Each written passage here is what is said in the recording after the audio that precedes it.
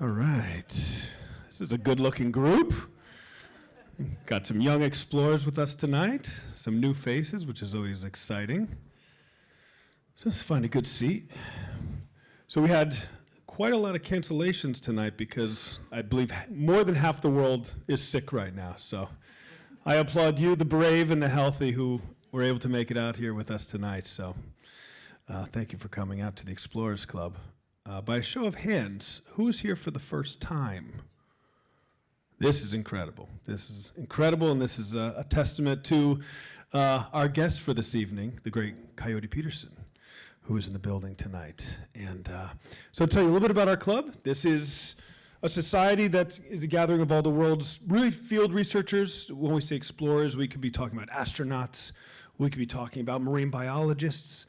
And we have over 2,500 members around the world. We have chapters, but this is our home base. This is the epicenter of exploration in New York City. And this is quite an old building. It originally belonged to the Singer-Sewing family. So this time 100 years ago, more than 100 years ago, they'd be decorating their Christmas tree perhaps right in this very room. But now, as you can see, it's big enough to house large events like this.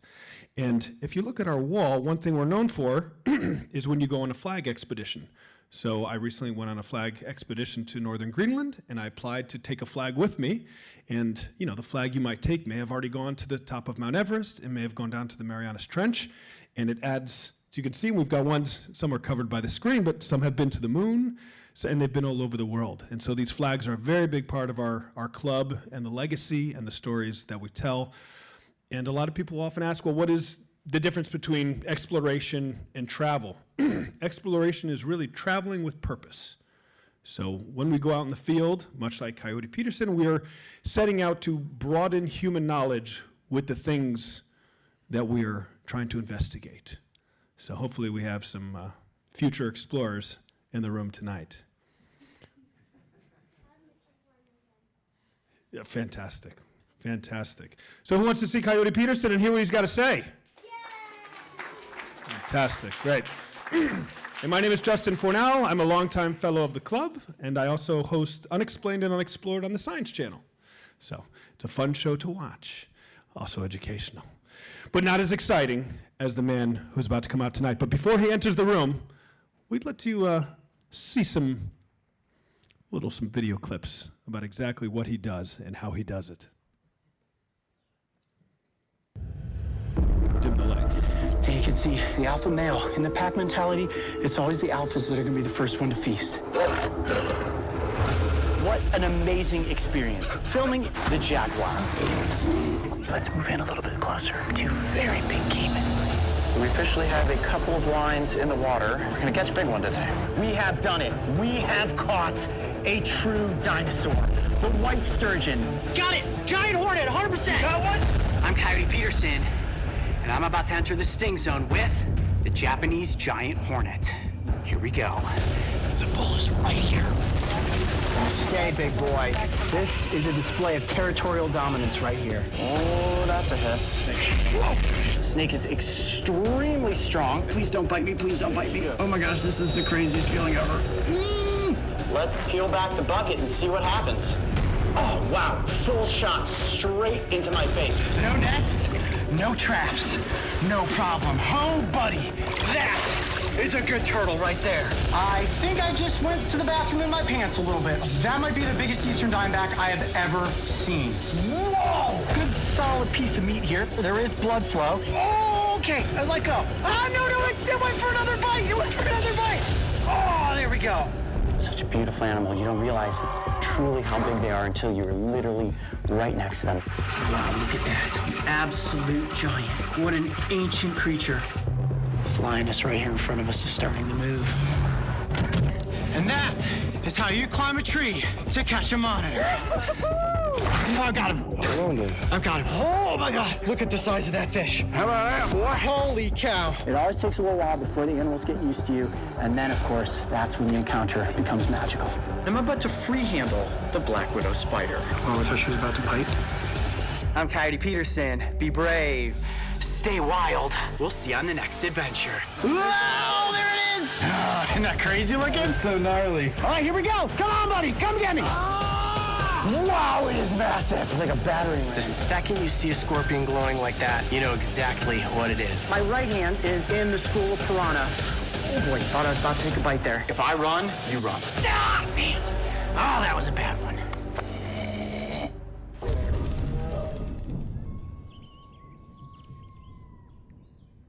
Ladies and gentlemen, please welcome to the Explorers Club, Coyote Peterson! Make yourself at home. Thank you for coming and joining us. We've got some of your biggest fans right here in the front row. Very excited. Is this guy on yet? Yeah, it should be, and if not, you can take mine. I'm not a microphone expert. Check. Hey. Thank you guys for being here. I know I met a lot of you out there already tonight, and after this conversation, I'll be back out there and we can talk more, take pictures, all that. So don't be shy coming up to say hey or want to grab a picture. Met a lot of you so far. So yeah, thrilled to be here. Thanks. Great to have you. Yeah. Great to have you. And we'll get right to it. I mean, I know there's going to be a lot of questions I have. Yeah. There's a lot of questions that our audience has, and also some more very exciting clips. Yeah, we brought some clips tonight. Yeah. Some oldies but goodies and some new stuff too. So Fantastic. Now, you're internationally known for your work on the Brave Wilderness YouTube channel, where you have over 20 million subscribers, and you've gotten up close with some of the plant's most iconic animals. Mm-hmm. But you're not a biologist by profession. No. How did you find yourself kind of at the helm of this ship? yeah, so I think it's fair to say that the work that's done by anybody in the world of animal sciences is incredibly important, right? So I would have loved to have been a biologist of some sort, but unfortunately when I was in school, the art of catching turtles wasn't seen as a possible career path. I was like, oh, there's a lot of math and science and chemistry, and I was like, whoa, not for me. But I loved animals, so I was like, well, I don't know how I'm gonna ever turn that into something. So I really honestly kind of abandoned my love for animals for a while when I was in school. And not that I necessarily abandoned it, but I wasn't making it my forefront focus. My degree is actually in screenwriting, producing, and directing, and I went to The Ohio State University, and at the time, they did not have a major for movie making, if you want to just put a basic term around it. So I got to create what was called a personalized study program, where I had the right group of advisors that said, look, if you can research out the different colleges that we have here, and you can cherry pick these different classes and put them together and make yourself a curriculum, we'll go ahead and sign off on that. And if you're responsible enough to actually do this, we're going to let you run with it. And they did, and I did, and I created a major that allowed me to really be behind the camera as a writer, producer, and director that eventually came back around to being, how do you take that art form and turn it into sharing animals with the world and really sharing the stories of the animals with the world? Because that's how we always really look at it on Brave Wilderness. Yeah, I might be the guy that's in front of the camera, and from a human perspective, it's probably perceived that, oh, cool, you're the star of the show. I consider the animals to be the star of the show. How do we tell their stories? Because they can't speak for themselves. And a lot of things that are maybe scary or misunderstood or have a bad rap, how do I put myself into a situation that's going to make all of us uncomfortable and be like, what is that worst case scenario? And I'm kind of speaking specifically on the bite and sting content, which is some of the most popular, but even animals like jaguars or lions or rhinos or all these things, like they need humans to tell the story for them. So if you can find a way to make it super entertaining and get people attached to it and glued to it and keep that attention, which is really hard today in the TikTok generation that we all face now, it's getting harder and harder. That became the real craft. How do you tell the story for the animals? And I think you bring up an interesting point that before you went to the field, you really mastered your craft as a storyteller before you started telling these stories. Mm-hmm. So I think that's why it's just they read so well, is that you knew what you were doing before you turned the camera on and ventured into the swamp or into the mountains. Yeah, and we'll probably get into some of that a little bit more later if we end up talking about, I know a lot of people always want to know, how did you make success out of YouTube? Because it's like one of those weird things where you've got this distribution platform that's like, is this people just uploading random videos off of their phones and they're getting seen by millions and millions of people? And it's crazier now with like TikTok and the way that stuff gets uploaded so quickly. But at the time when we got into the YouTube realm, it was a new frontier for the most part, and getting the chance to know how to tell, getting the chance to tell a story, but knowing how to tell that story in advance, having that degree under my belt, so to speak, is what really allowed us to take command of the direction that we wanted the Brave Wilderness brand to go. And are you utilizing the TikTok platform as well as YouTube? We do. We distribute on TikTok. We don't have nearly as big a following on TikTok as we do on YouTube. So we do what are called cut downs, which are pieces of episodes that are the most entertaining 60 seconds. And then we pull that out and stick it into the TikTok realm. And the big complication with TikTok from a business side of things is it's not really a monetized platform. So the amount of work that it takes even to do TikTok videos. So for all the TikTok artists that are out there, it's an incredible amount of work that they put in to make an entertaining 60 seconds. For me, I mean, YouTube now is starting something they've started it, but it's going to become bigger this next year, called Shorts. Have you guys heard of YouTube Shorts? I'm sure some of you younger audience members have. YouTube Shorts is like YouTube's answer to TikTok. And how do you tell a super engaging story in 60 seconds? And as somebody who wants to educate about our planet and our animals, that's a challenge, to be like, how am I going to get you into a location to tell you about an animal in 60 seconds and then justify, really, from a production standpoint, the expense of getting to some of these places to get the content that has to sustain a certain number of eyeballs for a certain amount of time to make your balance of your business work. Fantastic. Now, you graduated Ohio State in 2005. Mm-hmm. How long did it take you to kind of get on the path to where you ended up now from that graduation and kind of shifting into really what's been your body of work? Yeah, so I mean, my big dream was to be in the movie industry. And by movie industry, I mean writing my own screenplays and getting people to finance those visions and essentially bring those to film festivals when film festivals were a little less I guess, structured. And when I say structured, I mean, if you're in a film festival, a notable one now, your movie already has distribution versus like getting in and then a studio or an indie distributor picking it up. This is back in the days of like 2005, 2006, 2007, old timey days before you guys were around. And, I got really close to getting an independent film financed. And a lot of the people that work with me now at Brave Wilderness were all a part of that project right out of college. And I have like the most classic kid from the middle of nowhere, Ohio, Hollywood story of meeting, this producer who had the great promises, and his promises were pretty legit because we got all the way to essentially, the 11th hour on a $5 million film, and it fell apart last second, which was super heartbreaking to be 26 years old, wanting to be a Steven Spielberg in my own right and being like, man, you're going to get the chance to make a movie. This is crazy. And you're only 26 years old. And in Columbus, Ohio, keep in mind, there's no entertainment industry in Columbus, Ohio. There still really isn't now. And there certainly wasn't back in the mid 2000s. So to get that chance would have been huge.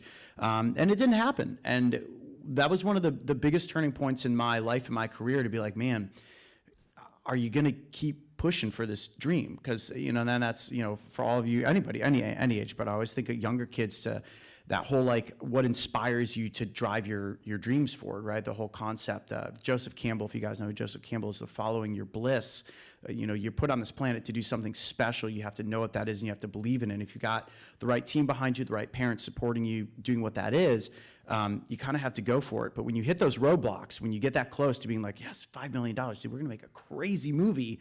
And it's like, oh, where do you go from here? Because this isn't like we came up with this idea and spent 2 months on it. Yeah. This was 4 years worth of work that went into this project. And it was right about that time that when that happened, we pivoted and went in the direction of animals and entertainment.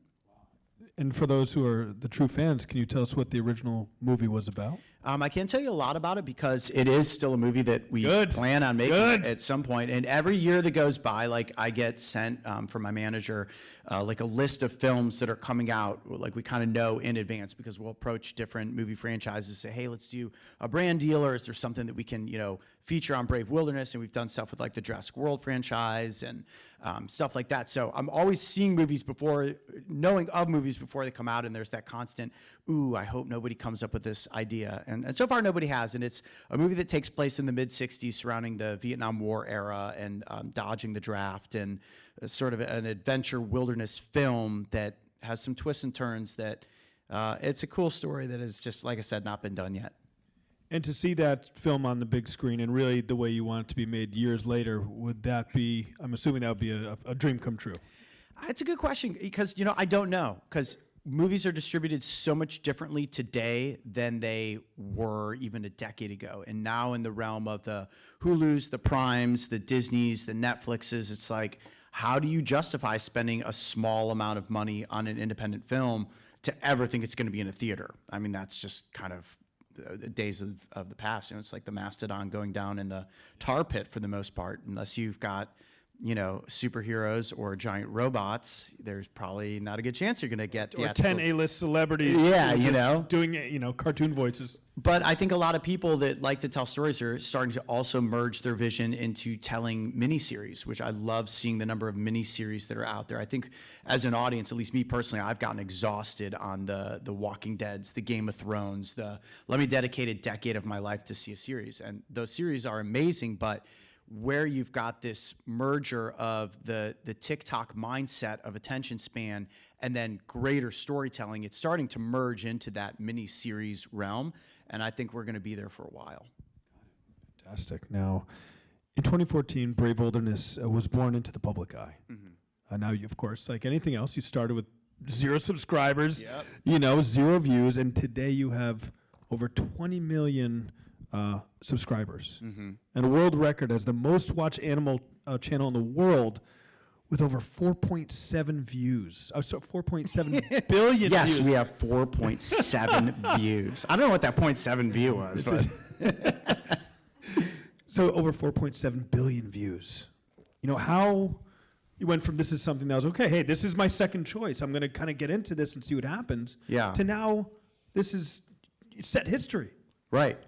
I guess turning myself into a human pincushion, as most people know, is what made that possible, which is, I would have never thought in a million years. I was having some conversations just before coming in here with a couple of audience members about, the concept of getting bitten and stung by things intentionally. Any good show host of any sort or anybody that works with animals will tell you that the number one goal is to not be bitten or stung by any animals. So the fact that it was that approach to some of our content that really opened up the floodgates for Brave Wilderness being successful is honestly kind of beside me. And my mom jokes with me about it all the time. She's like, you need to go get a blood test to see like what blood type are you at this point. She's like, you could be like superhero blood type, like how much venom have you not only venom, but like knock on wood, I don't like get infections. Like I'll get pieces of my fingers bitten off by snapping turtles and just keep on sludging through the mud. And people are like, how is that possible? I don't know, but maybe my blood has some special capabilities. Fingers magically grow back. Yeah, they do. I've never broken a bone and I've never had stitches. Fantastic. I know. Yeah, let's knock I always knock on wood though. Knock on I'm gonna wood. walk out here and get run over by a garbage truck. Exactly. That's why I tell people are like, oh, well, you do this, you do that. And it's like, no, I'm probably just gonna get hit by a truck. Yeah.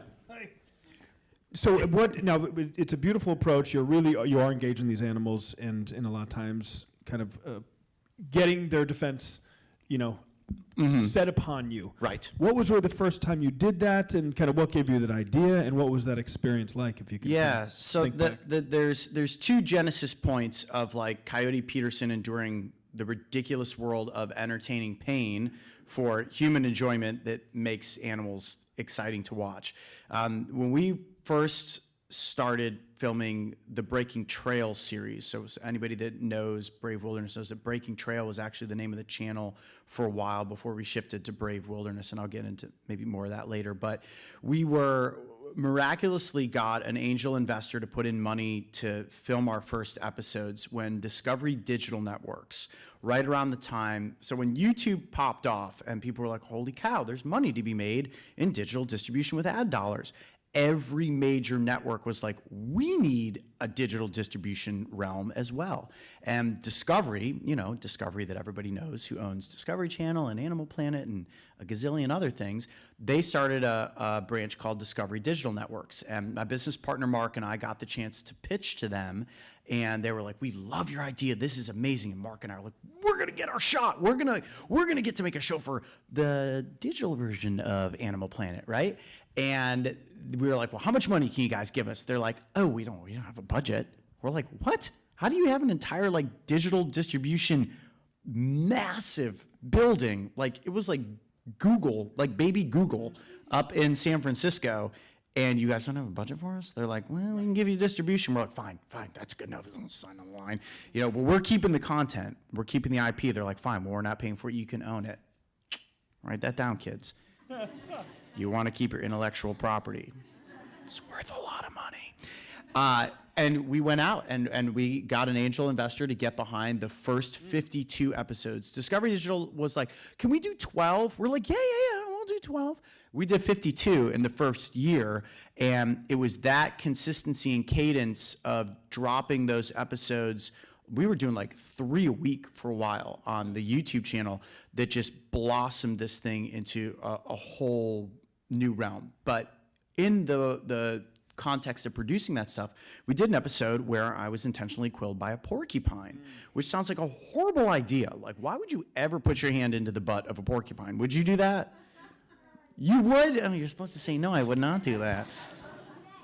Yeah, I'm teaching you how to avoid these things. So we were like, there was the opportunity to film this, and everybody apparently had been removing quills from their pets the wrong way. Anybody that is anybody live in porcupine country that's here? No, I don't either. But apparently, if you live in porcupine country, there are a lot of pets that get porcupined, and the porcupine quill, when it gets, they don't shoot, so there's a muscle reaction that happens in the rump of the porcupine that if you are a coyote or a dog or something like that and you get close to sniff, it triggers these guard hairs and it just goes whoop like that. It's almost like when the doctor hits your knee and you have that reflex, right? And it'll just whack a whole bunch of quills into your snout if you're an animal. Now, if you have a pet, you don't want to just pull those quills out. And we were learning all of this as these handlers are telling us about this porcupine. And we're like, oh, so there's a right way to remove porcupine quills. Well, we're not going to bring a dog out and get it quilled by a porcupine. So we're like, well, I'll do it. Why not? How bad can it be? The first time that I got quilled, one of the quills went in so deep it hit a nerve in my hand, and my hand was like paralyzed. It was the weirdest feeling to have like my hand was locked in place from like these quills hitting a nerve. And we did the episode, and what's funny is that from a production standpoint, it was a horrible episode. The lighting was terrible. We had so many issues. The porcupine, from like a continuity perspective, continuity for you younger Coyote and Brave Wilderness fans don't know, it's like when something's consistent within a movie, right? Like you don't want to have your hat on in one scene and then have your hat off in another scene. People are like, what happened? This doesn't make any sense now. The porcupine would never sit still, so it's turning this way and that way, and editing this episode together was an absolute train wreck. But once it came together, we're like, it's February, we might as well just put it out. We were actually running out of content at the point when this released, and then it kind of blew up. And it was our biggest video ever. I think it was our first video to like 100,000 views, and we saw something. We were like, we would read the comments, because with YouTube, what was unique is the audience was able to talk to you. You didn't have that in television, and having done a television show, I've done TV, you don't get to actually connect with your audience and actually get their feedback for what it is that you're creating. And as an artist, that's incredibly important. So the audience, who was like, we really like what you're doing here. We would like you to see you do something else like that. We don't know what it is, but figure it out. And that was kind of the genesis of it. Fantastic. And, going back a little farther, artists like Bear Grylls, in his style of storytelling, did you feel that influenced the way you approach things in any way? Oh, yeah. So, yeah, Bear, when people ask, well, Coyote, what are your biggest influences? I have 3 major ones. I am a combination of Steve Irwin, who was my hero as a kid. It was tragic when he passed away. Steve Irwin, Steven Spielberg, who influenced me from beyond like childhood, so young that I didn't even know that I was watching Steven Spielberg until I was old enough to understand I was watching Steven Spielberg, and then Bear Grylls. And I'm very proud to say that Bear and I are partners now on a number of different projects. We've got some stuff in development now, and Bear's just an absolute sweetheart. But getting to work with and be partnered up with somebody that you looked up to as a hero, probably one of the greatest personal achievements that I've hit at this point. And so, yeah, Steve and Bear are kind of what do it. But yeah, Bear was a huge influence, because when he came onto the scene in the mid-2000s with Man vs. Wild, you saw a new directive to camera style, editing, music, and you were like, man, you are on a 44-minute journey, immersive camera work. And even the cameras that his team were using at that point in time were so much bigger than what we use. So how they pulled off what they pulled off, for anybody that knows production, it's a miracle what they were able to do. And it's why that show, Man vs. Wild, became so successful and why Bear is who he is today. Wow. And they do, I mean, you've often heard don't meet your heroes, but you did, and it actually worked out well. Do you recall the first time you guys met and what that experience was like? So I strangely got connected to Bear through just a random mutual connection. And, you know, I'm probably like one of the biggest like poo-pooers of Hollywood from the conventional sense, just because I live in Columbus, Ohio. And, you know, you always hear these crazy stories like, oh, it's who you know. Strangely enough, the connection to Bear was a who you know, because my manager is good friends with a guy who knew Bear for many, many years early on in his career. He's like, I can send an email and connect you to Bear. I was like, okay. And from there, it went forward. And Bear's business partner and CEO, strangely enough, has another crazy story of how he connected to Bear, and they're partners now. And he and I totally hit it off. So we work very closely together to develop projects. Bear gives us the thumbs up, those projects move forward. So it's a pretty cool spot to be in. I work hard to get there, and for anybody who wants to be in entertainment, I mean, just don't let anybody ever tell you that getting the chance to meet one of your heroes isn't going to open up a door, because if you can, take the opportunity to walk through it, and it will turn into something. Fantastic. And, you know, as a working class explorer, if you're not exploring, you're not working, you're not paying your bills. Obviously, it's always wonderful when you get a big project and you can make the transition and say, you know, you're in the brave wilderness 24/7, and that's all you're doing. Was there a period kind of when you're saying, hey, I've got to also have this kind of mundane day job, but I'm also doing this? What was that process like? Yeah, great question. So we call those the hustle years, right? So a lot of people are like, oh, cool, you got an angel investor to like help you with some content. Yeah, and still had a day job working 9 to 5. So I worked for a printing ink company. And to make that super non-boring and non-sciencey, I was kind of like, imagine baking, like you're making cupcakes, but instead of cupcakes, you're just mixing together a bunch of chemicals that make ink colors. And there are ink colors in absolutely everything. It doesn't matter where you go or what you look at, everything has ink, everything has some sort of a UV coating and some sort of a protection that keeps that ink from fading or smearing or rubbing off. And I was in that industry for a number of years, working my day job while in the background trying to, you know, drive forward this vision of being a screenwriter, a producer, director, and then eventually the animal stuff. So That's amazing. Yeah, and so were the inks more dangerous than the animal venoms, you know, in retrospect? I probably breathed in a lot of fumes over the years because I was supposed to wear a mask and I always refused to do it. Yeah. Kids wear masks. But I also didn't have any reactions to any of like the UV products that would like kind of affect your skin like poison ivy. So I have just something weird about my body that's not affected by stuff. But yeah, my claim to fame in the ink industry is I created the original color match that is the Netflix red. At one point in time when Netflix was still doing distribution in their little DVDs and the kiosk things like Redbox, and then there's Netflix one. Netflix came to the parent company, the company that I work for, and they were like, "Can you guys match this red?" And I did it. I matched the red. They could not rub off. Nobody ever would know that, and nobody would ever celebrate it. I was just like a little monkey in a lab, like. Well, this is live, so you're welcome, Netflix. You're welcome. Yeah, hit me up, Netflix. I think I need some residuals on that. Still using that same color. It's also willing to maybe perhaps trade a series for, you know. Yeah, right.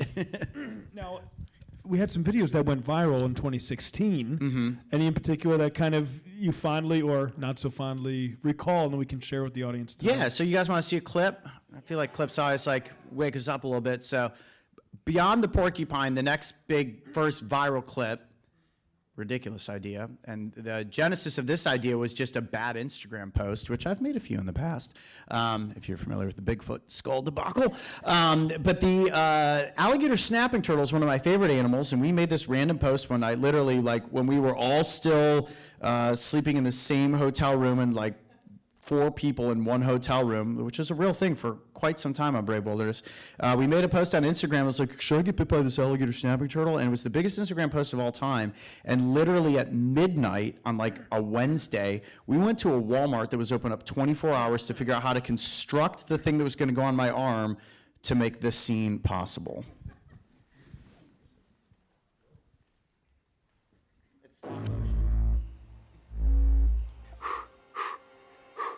Nervous, very nervous. Okay. I'm Coyote Peterson, and I'm about to enter the strike zone with the alligator snapping turtle. Adam, you got a good hold on him? All right, Mark, you ready? GoPro, ready? Here we go. Ready? 1, 2, 3.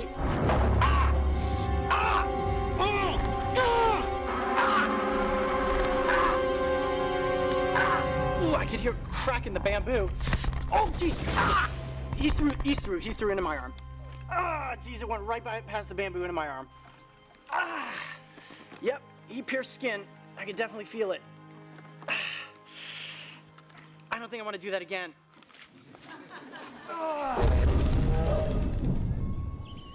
Yeah, I don't know why we thought that was a good idea. I mean, we really thought that it was just gonna be like, cool, how powerful is like the squeeze of an alligator snapping turtle? What we didn't anticipate was that whole, he might turn his head. And we had, if you ever saw that episode, we had these bamboo pieces in there, and well, his beak went right around one of the bamboo pieces. And it's still when people are like, Coyote, how many scars do you have? I have some, none that are that crazy, but the alligator snapping turtle bite is still a scar that I have to this day. That beak went all the way into my arm. That's amazing. And do you remember anything else about that day or about that animal in particular, that moment? I mean, this was... Well, the big piece of the episode that you didn't see in that clip is we also tested this out first with a turkey leg, because we're like, cool, that's like a similar like muscle and bone structure to a human arm, kind of, I guess. So when it destroyed the turkey leg, because originally it was going to be like, maybe we'll do the brace, maybe we won't, but let's test it on the turkey leg. We're like, yeah, definitely going to need to build the brace and not just put your arm in the turtle's mouth, but. We could have never assumed that one was going to go as big as it did, but that was, I think, in the spring of, it might have been 2016. No, that video was 2015. In the spring, summer of 2015, that was one of our first viral videos. They got picked up by like BuzzFeed and all the weird places. They're like, this weird guy put his arm in the mouth of a turtle. You got to see this, like everybody was blogging about it. We're like, this is crazy. It got to 500,000 views or something. Fantastic. We thought we were famous. It's one step at a time. Yeah, one bite at a time. Yeah. So we're talking about snapping turtles, talking about Haynes. We're talking about brute force. But, if we think about these smaller guys, we're thinking about the pain of the sting. What can you say about the sting pain index? So what's crazy about that is, once we started realizing that, cool, doing things intentionally seems to be really entertaining for people. I was like, am I really going to go down this road? And we did. And then we discovered Justin Schmidt, wonderfully brilliant entomologist. Very proud to call him a friend. We actually have an episode coming out where we did a sit-down interview with him. Comes out in January. He's just a brilliant guy. He basically paved the way for somebody like me doing something stupid like getting stung by a bunch of stuff. So the way that we always kind of phrase is that, Steven Spielberg was famous for taking people's novels and turning them into the movie version. We took Justin's book, The Sting of the Wild, and turned it into the movie version. I looked at that book, I was like, okay, this guy created a roadmap of intentionally getting stung by these different bugs to rate them on a pain index of 1 to 4, 4 being the most painful, 1 being like, cool, you can do a 1, Don't really, though. And we just started experimenting with it. And it caught on at a really strange time in YouTube when you could almost, like a series of sequels that a movie would be rolling out, start to prep the audience to be like, cool, we did this one, and now we're teasing you for the next one. They're like, we can't wait for that next one to come out. And 2016 went crazy. And the first, we did harvester ants, then fire ants. The fire ants one was really popular, though, because there was this rumor that you could pee on fire ant stings and it would alleviate some of the pain and itching. So we're like, oh, cool. Well, just don't go to the bathroom until before we're going to film this episode. And then I peed in a bottle and dumped it all over my hands and be like, oh, that was crazy on the internet. And in 2016, it was. And now that video is permanently demonetized because YouTube does not want ad buyers to possibly put their dollars with human urine. Don't know what to tell you, but that's how that fell through. But then in September of 2016, we did the velvet ant, followed by the tarantula hawk, which built up to the bullet ant, and the whole thing just went like that. Fantastic. So between 2016 and 2018, we went from 1 million subscribers to 10 million subscribers. Yeah. At the time, we were one of the fastest growing channels in YouTube history, which is pretty cool because it was centered around animals. And again, going back to the one thing I said earlier, like, internally at Brave Wilderness, we were certainly excited to be like, cool, this is growing. Like, we are able to quit our day jobs. My business partner, Mark, and I quit our day jobs officially in June of 2016. And this was before the insect sting pain index even happened. And at this point, we had won an Emmy. We'd gotten a couple of other awards for the work we were doing, and we were like, cool, could be an actual career at this point. But it wasn't until the sting index stuff that it really took on a whole new shape. It's amazing. And so, when you're doing these things, you're working, you're thinking, you're being creative, you're in the midst of all this kind of almost like, creative chaos. Is there moments when you kind of stood back and thought about where you started and said, wow, this is a big moment right now? It's tough, and I'm so bad at this, and I guess my piece of advice to the whole world at this point is stop and slow down and appreciate those amazing moments, because I feel like when you get to a moment, I'm the worst at this, of getting there and be like, oh, cool, that happened. All right, what's the next one going to be? You know what I mean? Like, you got to really sit and absorb that in and be thankful for it. And there were points in the Brave Wilderness channel where, I look back at it now, like getting #1 trending videos or being #1 trending for a certain amount of time, again, with something that surrounds an animal. We would just be so excited that people were being so excited about a tarantula hawk or a bullet ant. It's like, the bullet ant, which is still synonymous with Brave Wilderness, period. It's not the most painful sting by any means at this point. But the build up to that episode on YouTube specifically, and what you don't know about YouTube is the different ad cycles and when YouTube ad dollars are at their zenith. And that usually happens on Black Friday in November. And in 2016, we released a Wolverine episode that was #1 trending for like 24 straight hours, which was pretty cool because Wolverines are one of my favorite animals. But then the bullet ant around Christmas time that just made this massive splash and did like 5 million views in like 2 days. And it was just a juggernaut. It was crazy to see people getting that excited about an ant of all things, Fantastic. And from this time period, I believe we have a clip of the ocelot. The ocelot. You guys want to see an ocelot clip? People love the ocelot. Yeah, the ocelot is, so a real quick precursor to this. This just really happened on a night herping expedition where this ocelot, it's a young ocelot, came out of nowhere and decided to pal around with us. And there was so much ocelot footage shot that we didn't know what to do with it all. This ended up being the episode that came out of it. Maybe we'll release more at a different point in time, but we actually couldn't get rid of the ocelot. We were actually really nervous that it was going to follow us all the way back to the reserve that we were staying with, which we finally managed to lose it. But where is this? What happened? Right this now? is in the Osa Peninsula of Costa Rica. Costa Rica. That's what they do. They creep up really slowly, staying hidden, and then they see a sudden movement like this, and they do that. A paw in the mouth. They go right for the neck, or the head, in this case. Jeez, I just got bit in the eye. And then they have their dinner. Ouch. Ooh, she's licking my ear. That feels weird. I've never had my ear licked before by an ocelot. First time for everything.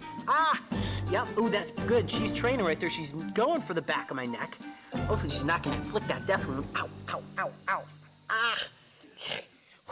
Yeah, okay. All right, guess you're there. Ow, I see you. You're so playful.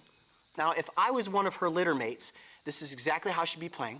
Those claws are sharp. The teeth are sharp. I'm getting slight little itty-bitty punctures here and there, but nothing that I can't take. Not to be this close to such a cool rainforest creature. I'm Coyote Peterson. Be brave, stay wild. We'll see you on the next adventure. Wow. The one thing nobody ever saw from that episode is how much blood came from those claws of that cat, specifically the back claws, because you see how it was like bouncing. It was digging its claws, its back feet, into my back to grapple on. Like, when we were done filming and we had gone back, like, blood had like soaked all through my shirt. my producing team was like, dude, you might want to get that looked at. Yeah. Small price to pay for to be that close to that beautiful little character. Now, you've survived television. You survived a pandemic, as we all have. Where is Brave Wilderness at today? And what is the biggest challenge that you guys currently face as a team? That's a great question. So we're very thankful, very fortunate to have been making awesome entertainment that a large audience has embraced for. We're in our 8th year on YouTube at this point, and anybody that knows anything about the digital distribution realm, they say in entertainment you have your 15 minutes of fame. Well, digital's like 15 seconds of fame. So we're very thrilled to still be making the content that we're making today, and it's all about how do you continue to stay relevant while still making content that is entertaining and still telling stories for animals that we have not featured yet. Just this past weekend, we had an episode that came out about maggots, of like all the weird things you could possibly film. You watched that one? Are you guys going to get meat socks for Christmas? You totally should. ShopBraveWilderness.com. Yeah?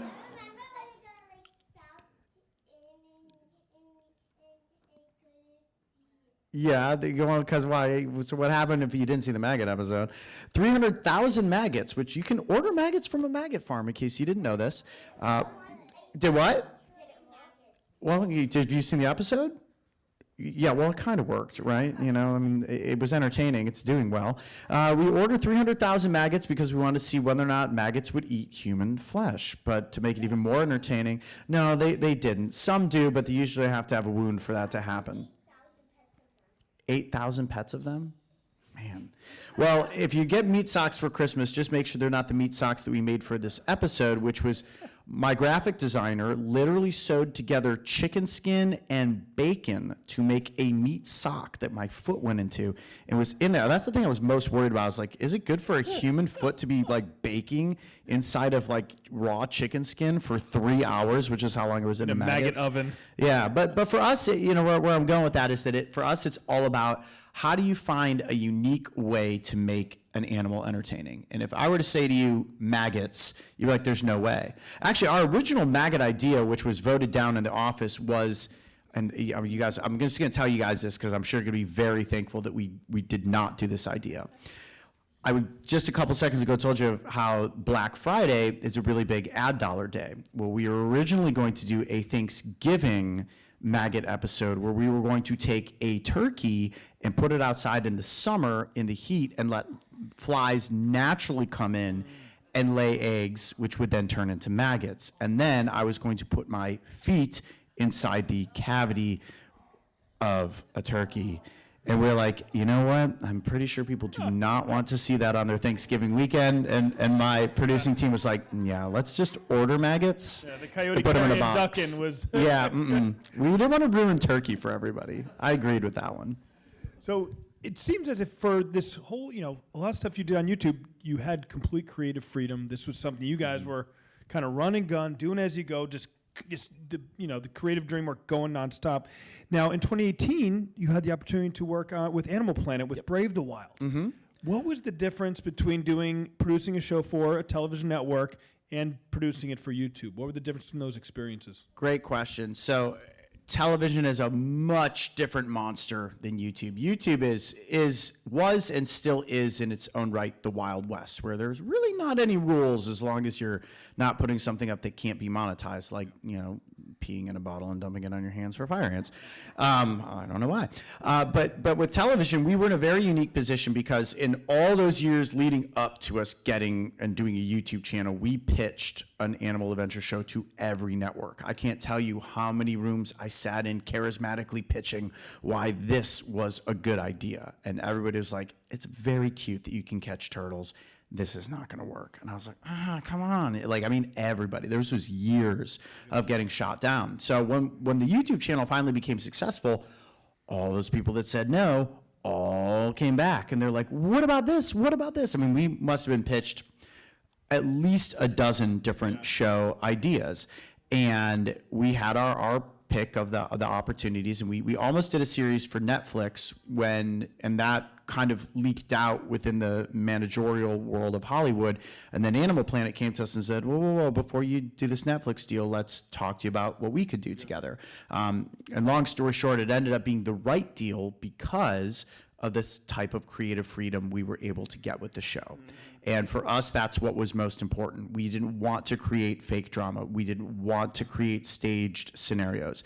Anytime that you see something staged on Brave Wilderness, we were very blatant about telling you that either A, we've been provided with this animal, or we're creating a what if scenario, or we are working with X, Y, and Z today that's putting us into this position. You know what I mean? I wouldn't go work at a wolf sanctuary and be like, I'm in the backcountry of Alaska and I'm just trying not to show you the fences and I'm getting close to a wolf. Like, you know, we just don't do that kind of stuff. So, you know, for us with Animal Planet, it was very much about having that creative control and being able to tell the right story and the real stories about the animals we were going to feature. And they supported that.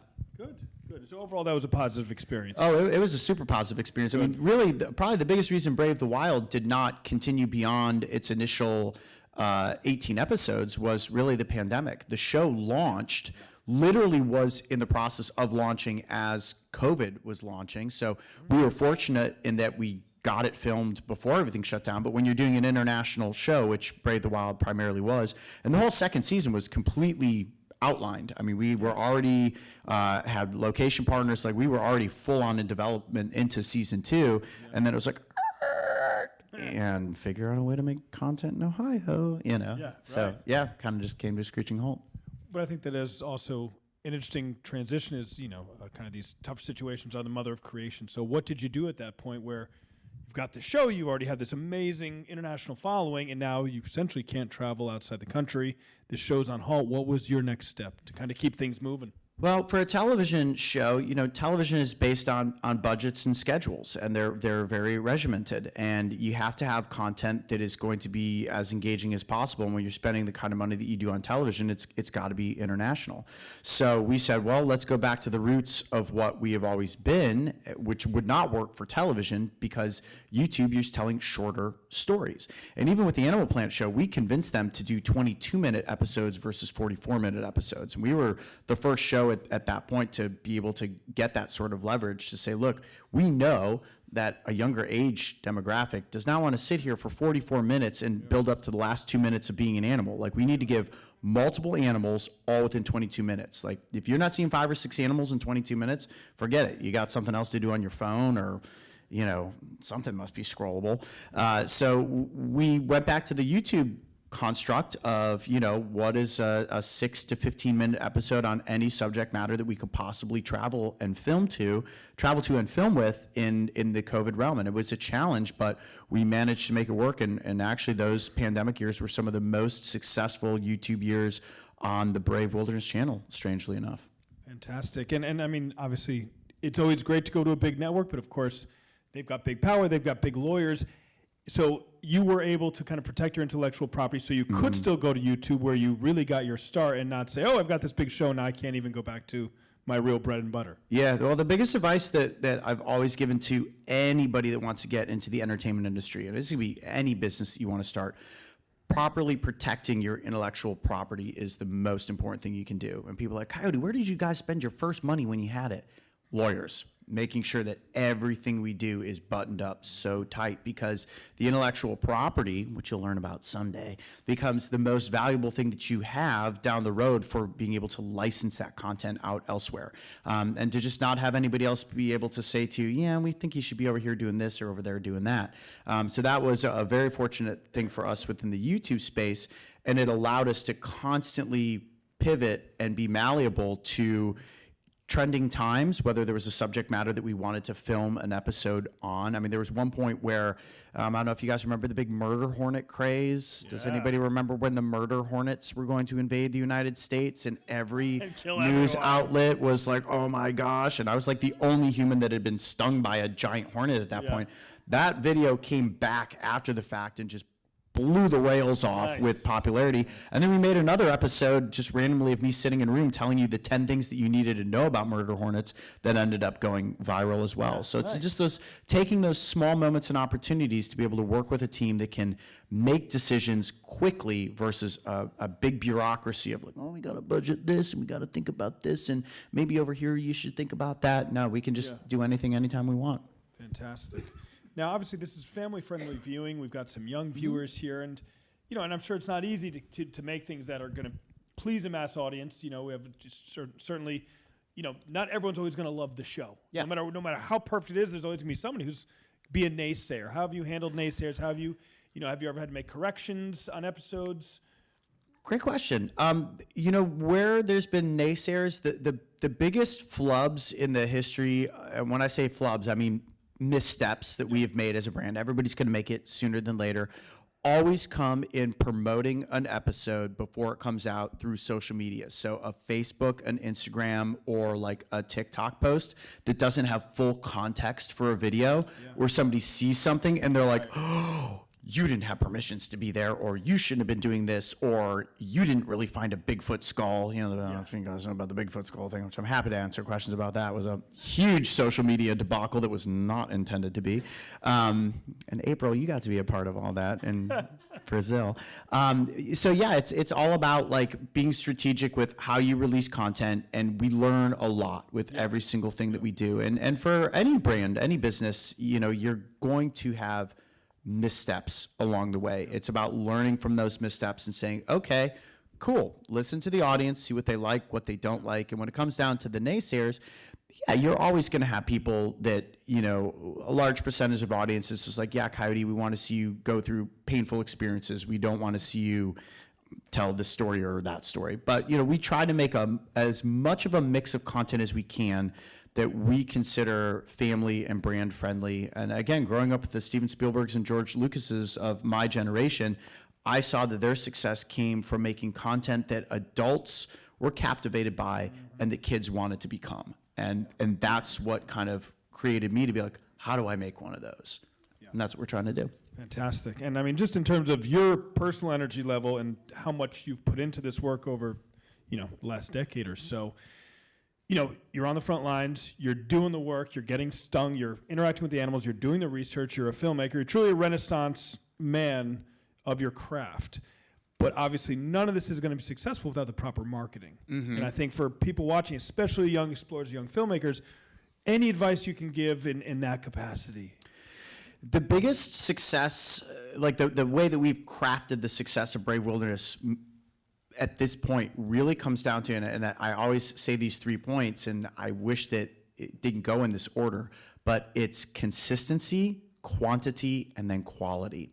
Quality is always going to make you stand out, and that's hard for me to say because as somebody who's a storyteller and a filmmaker, I want the quality to be top notch. Like that's my number one priority. But that quantity and that consistency combined together in the digital space is what works, because when you're distributing within TikTok, Facebook, Instagram, YouTube, that realm, stuff's coming at you so quickly. If you have an audience member, doesn't matter who it is, one person's like, cool, I just watched what that person's stuff was. They pass on, go to something else. If that comes back around again with something new and you recognize that same person creating something, all of a sudden you're like, wow, I kind of like what this is. I'm going to actually subscribe at this point. But the more you're consistent and the more quantity builds up for an audience to follow that, that's what leads to that success path. But it's very difficult to do. And then anybody that's ever created any one single thing, whether it's you've baked a cake or you've built a model airplane or you've produced your first YouTube or TikTok video, nothing is easy. You have to have that ambition and that commitment from the get-go, and you have to believe in the talent that you have, even if you aren't honed yet.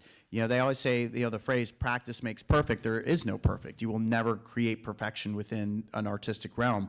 But the more you do something, your practice is going to get stronger and stronger. And you as an artist will always find flaws in what you're doing, but the audience will see the growth in your practice becoming better and better. You just have to be consistent with it. Fantastic. Before we open to the floor to some of our questions, we do have another video, Alex. Surprise us with this next one. Are we watching a Yellow Jacket box? That's right. He's been waiting all night to share this. You guys Alex in the back just can't wait. Here it comes. The dumbest thing I've ever done. What?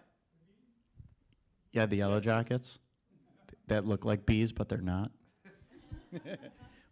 I've got stung by a bunch of bees too. Alex got stung back there, so he can't even push the buttons. My hand got so big from this, I wasn't able to even go in the shower. It was so sensitive, you couldn't get water on it. It was that bad. My goodness, my goodness. While we're waiting for this video. Wow, that is a big Eastern Diamondback. I think I guess we're gonna watch a went to the snake bathroom clip in my instead. pants a little bit. Holy cow! gonna look listen at to the a snake size clip. of that snake. Wow. Hey, Alex, do we That might be have the video on biggest this Eastern audio? diamondback I have ever seen. He's watching. Yes, He's enjoying it. time. He's All going right, to here tell we us go, after he guys. watches We're in the gonna back. do There we go. Not hornets.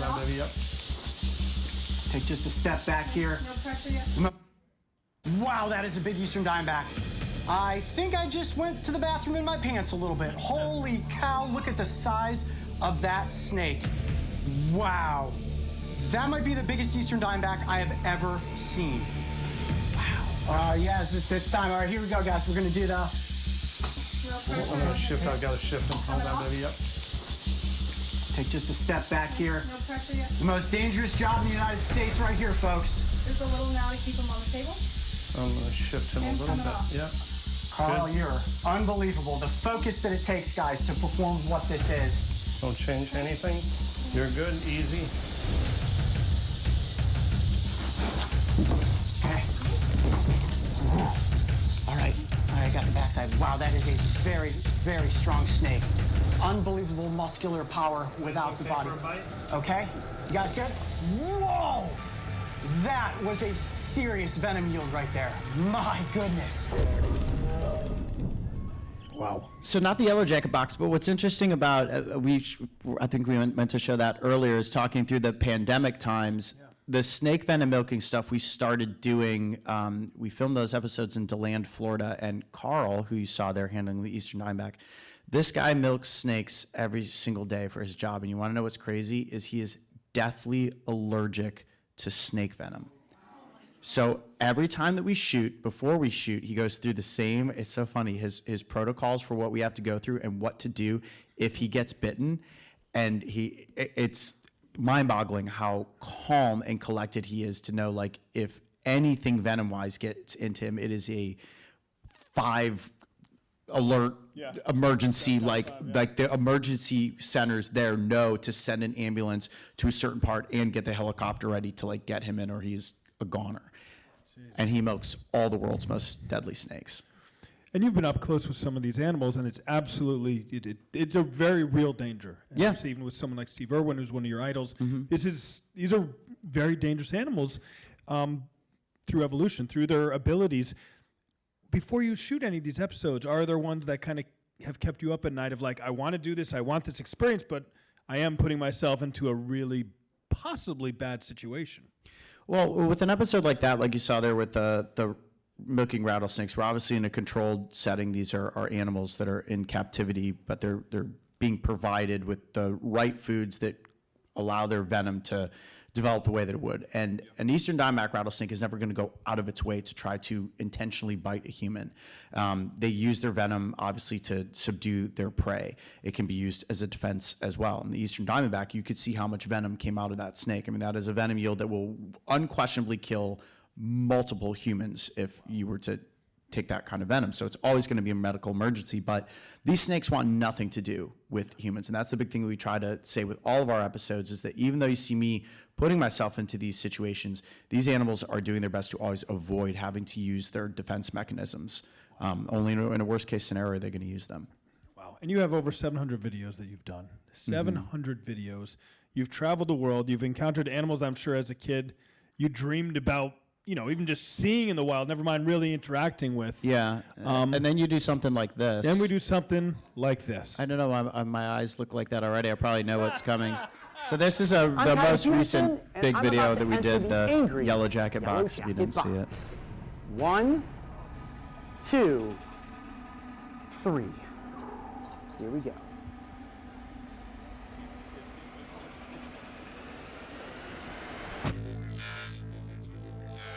Ow, ow, ow! Definitely just getting stung immediately.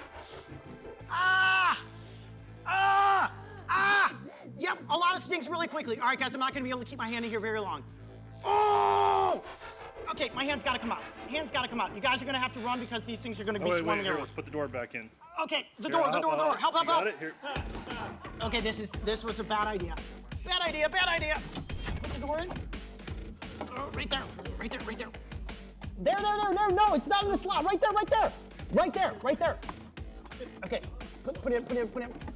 Oh, man. Okay, abandon ship, abandon ship. Oh! Ah! Ah! Ah! You know what they say? Play stupid games, win stupid prizes. Oh yeah, they're still really, really angry. Oh my gosh, I took a lot of stings. Ah! Yeah, I don't have anything to say about that other than that was just the dumbest idea ever. We did not think it was going to result in that many stings. What was some of the aftermath of that? It didn't end when the camera went off. So now when people are like, everybody, the most common go-to question is, what's the most painful bite? What's the most painful sting? The most painful experience, bar none, was that.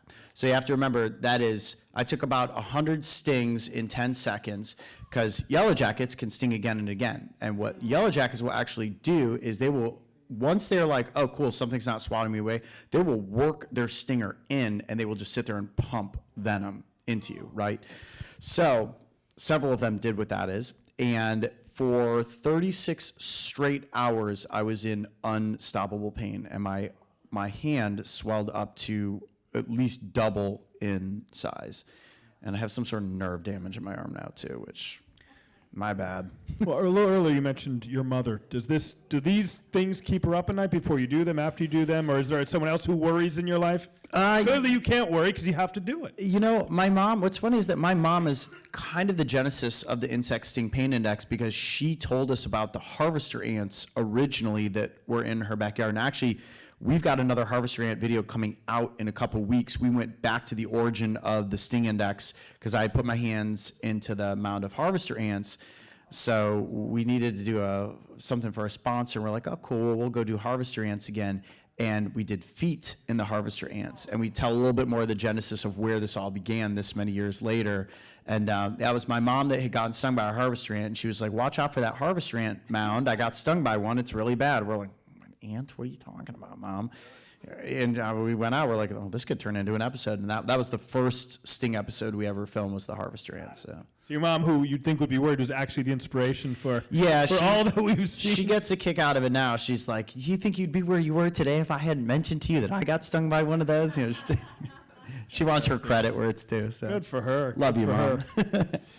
So, I mean, as we've seen some amazing things tonight, and just going on this voyage, you've, like I said, gotten to go places you've probably always wanted to go. Yeah. You're doing it for work, which is great because there's not the stress of you paying for a vacation. You're getting paid to go places, which is the dream, the explorer's dream.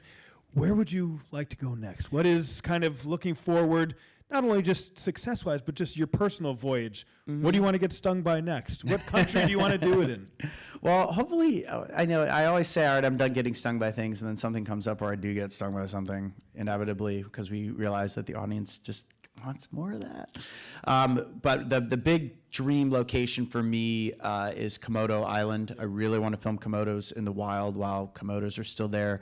We've got an amazing partnership with the Nature Conservancy, and we are in pre-production right now on a trip that will wrap in Borneo specifically, and then hopefully Komodo Island as well. I'm in no insane rush to film Komodo dragons because, well, I am and I'm not. I'm trying to wait for the right story to tell, to do something with Komodos that has not been done before.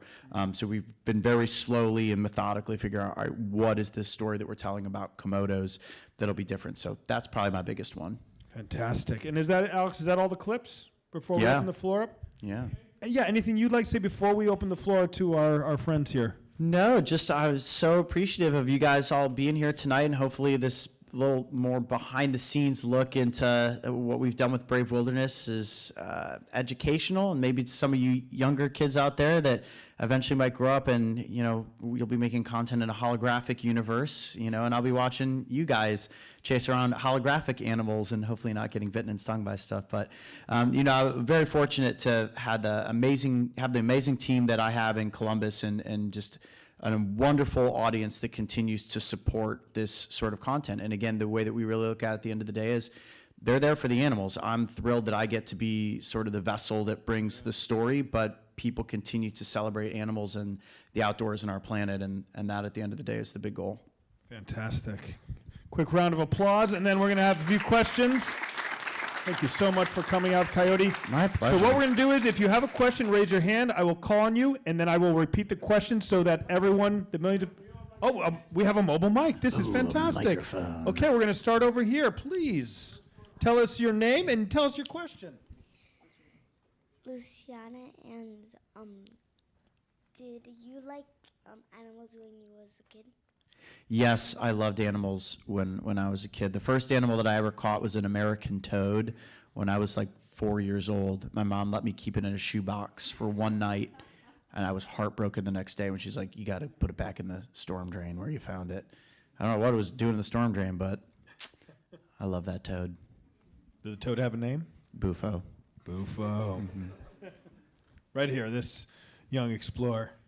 I'm Harrison, and what was your episode that went the wrongest? The episode that went the wrongest. Great question. There's been several, but I would say aside from that Yellow Jacket box, was the bee beard gone wrong? Because that one's actually titled "Gone Wrong." You know, we did. Do you know what a bee beard is? You guys all know what a bee beard is? When you a lot of bees. Well, we did this with docile European honeybees, but some Africanized killer bees got into the swarm at the same time, and the bees got into a fight on my face, and I was stung like 60 times in the face and neck. Probably one of the most afraid situations I've ever been in because it wasn't supposed to happen. I could not remember the last time I was stung by a honeybee, and honeybees specifically have very potent venom, and a lot of times your body can have a super nasty allergic reaction, and when you're stung on your face and neck and things start swelling up, you start worried about like, uh-oh, is my airwave gonna get cut off? So that was probably the worstest gone wrong scenario. Right here.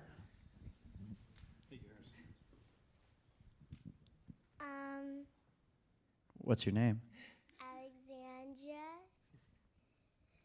what's the craziest thing you've ever done? I woke up at 4 o'clock this morning and drove in a rainstorm in California to the airport and managed to get myself here. That was the craziest thing I've done today. But the craziest thing of all time that I've done, ooh, that's a good question. I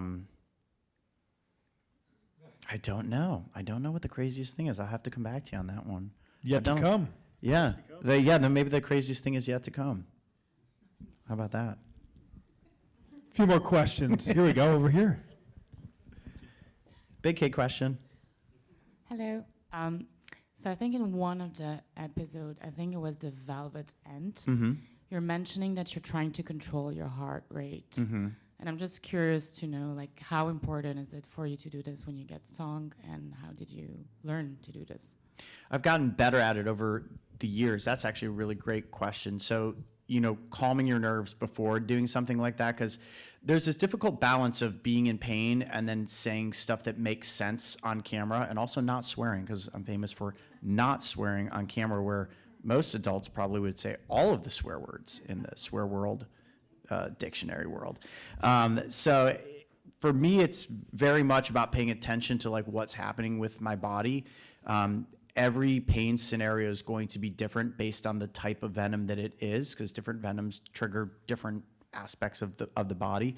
Also has to do with the venom yield. So a sting is going to be a lot less of a venom yield than a bite, right? So a single bullet ant sting pales in comparison to the yield of a giant desert centipede bite. And giant desert centipedes are also using their venom to kill prey, where a bullet ant is using its venom as a defense against a potential attacker. So when you see something like a yellow jacket box, obviously yellow jackets don't use their venom to subdue prey. They're using it as a defense. And when you then have that in a larger quantity, so a higher yield, that becomes exponentially worse.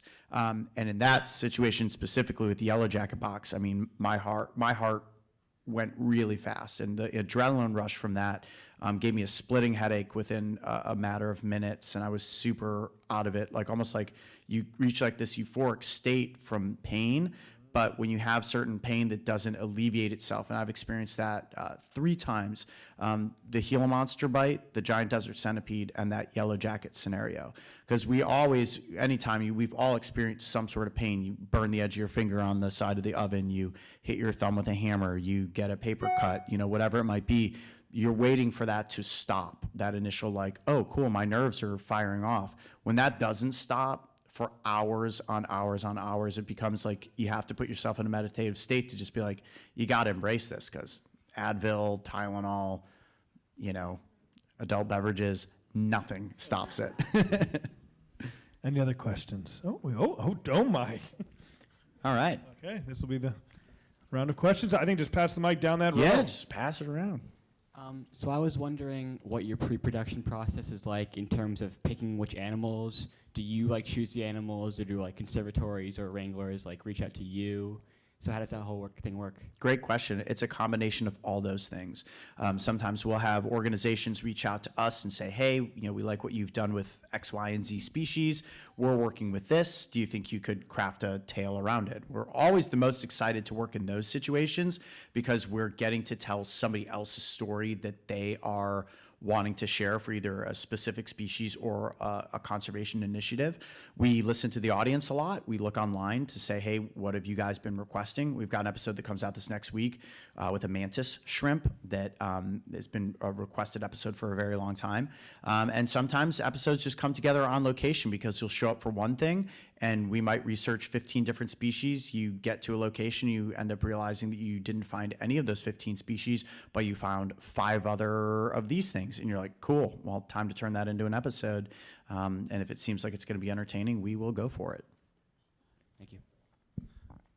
So I was wondering, do you like enjoy feeling fear? How much when you know, there's an animal coming and you're thinking, oh, I have to get stung by this. Is it, I'm kind of excited for this, or, you know, I'm getting tortured with my audience once again? That's a great question. So I wouldn't say there's any fear surrounding any of it per se.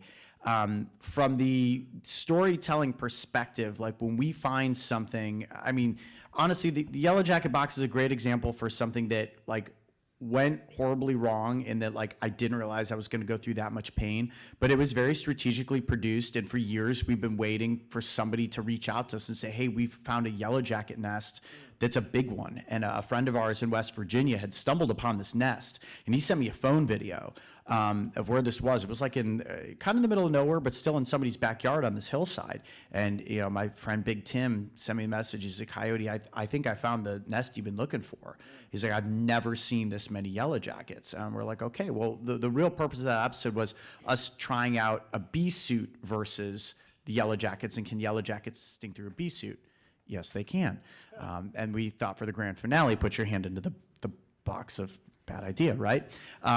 But a lot of times we'll have situations like that present themselves where it's like all of a sudden something comes out of nowhere and we're like, cool, we've got to film what that is. What is on your bucket list?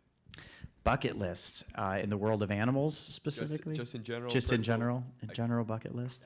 Well, I would certainly love to meet Steven Spielberg someday. I was fortunate enough to do a 4-part series for the Jurassic World franchise a few years ago. And Steven, for those that don't know, has to sign off as Amblin Entertainment, which is his production company that's partnered with everybody else. Steven does look at and sign off on everything that ends up getting distributed. So I do know that the T-Rex episode that we did, where we got this was a childhood dream come true. We got to use every single Tyrannosaurus Rex clip. We had the rights to use every T-Rex clip across the entire Jurassic franchise, put into an episode where we compared the American alligator as like a modern day T-Rex. And I do know that Steven Spielberg at least watched part of what that episode was. Be like, cool, yeah, they can distribute it. But bucket list would definitely be working with Spielberg someday. You mentioned Joseph Campbell. Is there any frameworks you like to think about when you're telling a story, or like when you're trying to come up with a new narrative? I mean, are there certain motifs or stories you try to track back to? That's a great question. So Joseph Campbell's been a huge inspiration on my career. I learned about Joseph Campbell through George Lucas. George Lucas read The Hero's Journey before he wrote Star Wars and sort of used that as his roadmap. Hero with 1,000 Faces is the book for me that focuses in on the hero's journey. I don't know if you've heard of that book. If you guys want to read a very inspirational book, Hero with 1,000 Faces will craft your entertainment career. But yeah, we look at everything that we do in all stories as a map mathematical story structure breakdown. So I think I made kind of a joke earlier about not being good at math in college when I started, but math is a part of everyday life with what we do at Brave Wilderness, and every story is crafted mathematically in a 3-act structure in its own right, and then those acts are broken down further when it comes to, you know, how the music works in, how the story builds you from one spot to the next, and long way of saying, yeah, the hero's journey affects all of that, because we look at each narrative we craft to be like, how are we telling the hero's journey in a way of this specific animal species? So I just wanted to ask you, with which animal did you have the best experience? Best experience. Well, there's been, everyone is its own special best experience, but I would say this year specifically, the 2 best experiences that we had were the rhino episode that we filmed. Got to work with one of the world's most renowned wildlife veterinarians named Dr. William Folds, and we did that episode in February, filmed in February. I think it came out in June. And we also did an amazing project on jaguars this year, working with the Jaguar ID Project, Conservation Wild, and Panthera in Brazil. And getting to spend days out in the Brazilian Pantanal searching for and following jaguars as they were hunting was probably one of the most spiritual things I've ever done. To just be in the presence of these cats is super intimidating and super beautiful all at the same time. Did we have one more question? Oh, one more. Oh, sorry. Go ahead. Oh, great. And I think we'll have one final question from the very front after. Someone in the back, raise your hand. Sorry. Wait. And I'll be hanging out after, so if you didn't get your question asked, what What was the time. most unusual and interesting, or a couple of the most unusual animals you've dealt with? Most unusual animals. Oh, that's a great question. Probably one of the most bizarre was something called an echidna. Do you know what that is? We filmed with that in Australia, which is a monotreme. So they lay eggs. It's like a mix between like a porcupine and a hedgehog and a platypus. Super bizarre. A lot of the different weird bugs and stuff like that we've come across are super bizarre. The Japanese giant salamander that we got to do an episode on, I got to film with the largest living one that's known of in the world. It's at their Giant Salamander Research Institute, which was super cool. I mean, this thing is like a living dinosaur. It's considered a national treasure. I mean, this thing's like 80 years old, and getting to be part of the biometrics collection with that and getting to get hands-on with it was pretty cool and super bizarre. Do you want to be the last question? Last question. I have 2 questions. Okay. What's the worst thing that's ever happened to your life, and what's the best thing that's ever happened to your life? That's a powerful one. Worst thing that's happened to my life and best thing that's happened to my life. Well, can we just count the angry yellow jacket box as the worst thing? And I would say the best thing is making it here today so that I could hang out with all of you, because flying from California to New York with there having no delays in flights to get me exactly where I needed to be on time was the best thing that's happened in a while. How about that? All right. All right. Bravo. Thank you so much. Ladies and gentlemen, Coyote Peterson. Thank you, everyone. Thank you on behalf of the Explorers Club. It was an honor to have you here tonight. And thank you all for braving the elements and being part of this adventure with us. So we'll be hanging out for a little bit. And, enjoy the club.